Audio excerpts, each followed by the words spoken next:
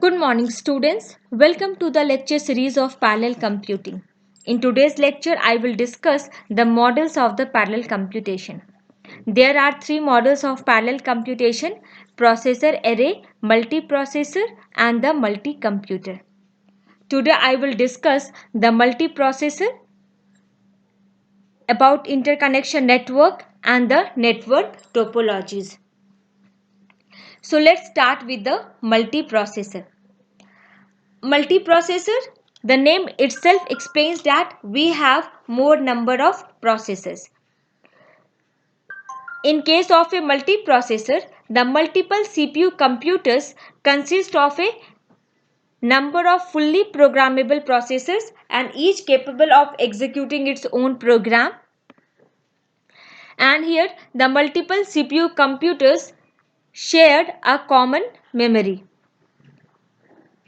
Now, based upon the amount of time a processor takes to access a local or a global memory, that is, a shared address space, computers are classified into two categories, that is your uniform memory access and a non-uniform memory access. How much time a processor takes to access a global memory or a local memory.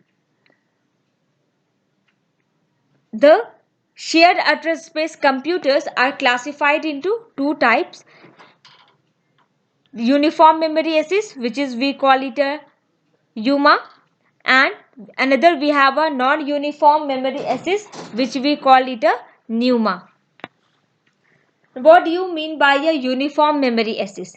If the time taken by the processor to access any memory word is identical, then it is called a uniform memory access. And if the time taken by the processor to access a remote memory bank, which is a global memory, is longer than the time taken to access a local one, then it is called a non-uniform memory access. Here the remote memory means your the global memory and the local one is your the cache memory. Nowadays, each processor is having a cache memory to store the intermediate data, so that every time they don't have to look for the global memory for storing or getting the data. Now there are two terms. The first one is your shared memory and the shared address space. Most of the time we think that both the terms are same, but no, both the terms are different. The shared memory means that in which the memory is physically shared among the various processors. That means each processor has equal access to any memory segment. If we have a global memory, then the time taken by one processor to access the global memory will be same if the other process try to access the global memory. This is identical to the UMA model. In uniform memory access, the time is same to access the global memory. However, in the distributed memory computer, like in the case of a non-uniform memory access, NUMA, in case of a NUMA, we have a distributed memory segment in which different segments of the memory are physically associated with each processing element. In case of a NUMA, we have distributed the global memory and each segment of the memory is associated with the processor.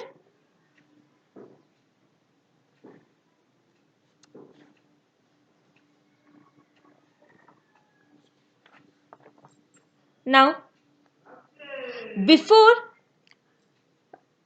getting into the UMA and the NUMA, we will study about the interconnection network and the network topologies. Interconnection network provides a mechanism for the data transfer between the processing node or between the processor and the memory module. Interconnection is the mechanism through which we can transfer data either between the two processing node or between the processing node and the memory. These interconnection network are built using links and switches, and the links are generally your physical media such as wire, fibers which carry information. Now we have two types of interconnection network. The first one is the static network and the dynamic network. This is the diagram for the static network. Here we use a point-to-point communication link among the processing node. This P represents the processing node, and this square symbol represents the interface switch. And the static network is also known as your direct network. And another we have a dynamic network, which is also called indirect network. Here this network is built using the switches and the communication link.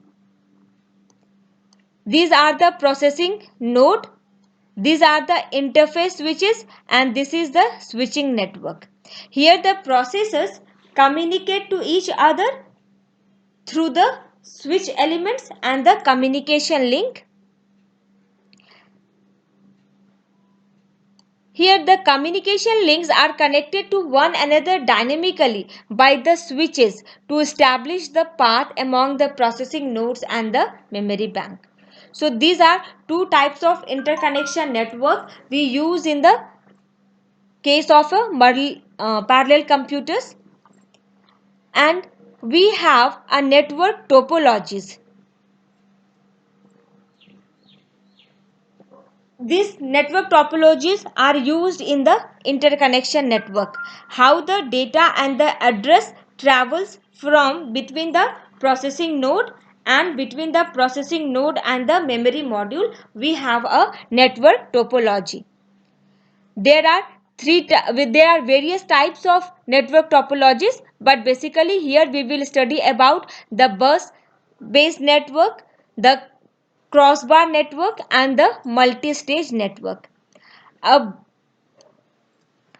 What do you mean by a bus based network? It is the simplest network where the shared medium is used to share the data among all the node, and the cost of the network here the scales linearly as the number of the nodes. This is the diagram for the bus based network topology.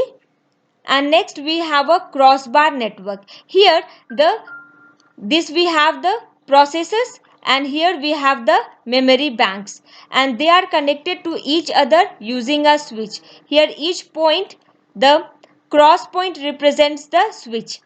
Now if the processor P1 is communicating with the memory module M1, then each other processor will here the light of the switch will goes on, and other processor will get to know that this processor is using this memory. So at that time no other processor will try to access the memory M1. And the third we have a multi-stage network. The multi-stage network, if you talk about in terms of cost, the crossbar network is costly, and if you talk about in terms of efficiency, the bus network is not so efficient. So we have a combination of crossbar network and a bus network, where in the multi-stage network we have it is scalable in terms of both the cost and the performance. And this is the diagram for your multi-stage network. Here we have a this represents the processor and this represents the memory bank. The memory bank ranges from 0 to b minus 1 and the processors ranges from 0 to p minus 1, and